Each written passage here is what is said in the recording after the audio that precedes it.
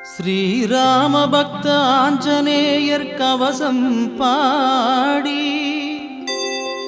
அன்போடு துதிப்பவர்க்கு உண்டாகும் நன்மை கோடி.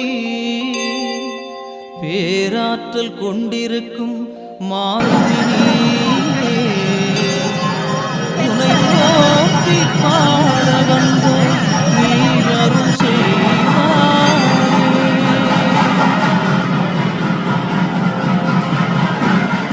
அஞ்சனாதேவியின் அருந்தவமைந்தா அன்புடையோரை காப்பவன் நீயே. நெஞ்சினில் என்றும் வைத்தே உன்னை சந்தனத்தாலே பொட்டினை இட்டு சிந்தையில் வந்து நிறைந்தவன் நீயே. காற்றினில் என்றும் கலந்திருப்ப